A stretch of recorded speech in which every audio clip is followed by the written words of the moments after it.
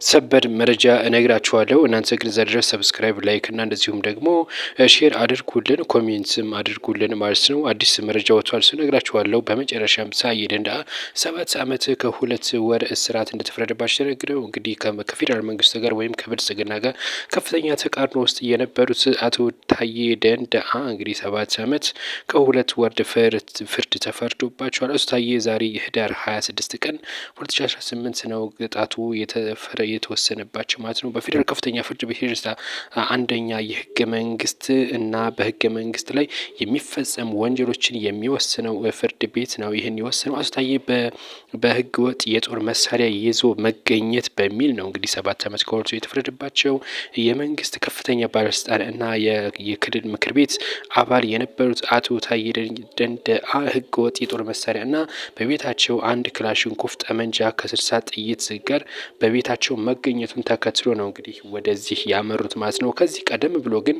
ከዶክተር አብይ ጋር ከፍተኛ ሰጣ ገባ ገብተው ነበር። የሰላም ሚኒስትርን በነበሩበት ወቅት ማለት ነው።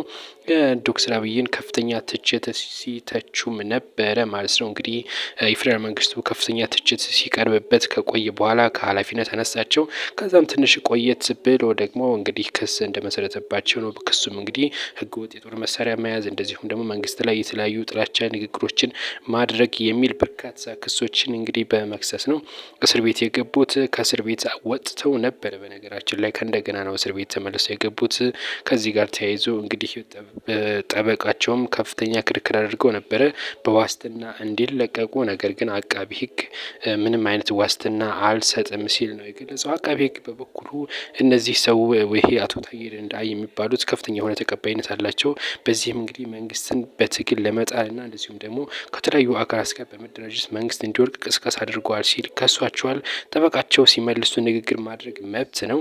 ነገር ግን ጠበቃው ይሄ ታዬ ደንደአ ወይም ደግሞ ደንበኜ በተከሰሽ በዚህ ምክንያት በመንግስት ላይ አመፅ ተቀስቅሷል ወይ ብሎ ጠይቆ ነበር ጠበቃው ማለት ነው። አቃቢ ህግ ግን ምንም አይነት መልስ መስጠት አልፈለገም በዚህ ጉዳይ። ነገር ግን ምንም በሱ ምክንያት የተፈጸመ አመፅም ወይም ደግሞ መንግስት ላይ ከፍተኛ የሆነ ጫና እንዳልተፈጠረ ብዙዎች ያምናሉ።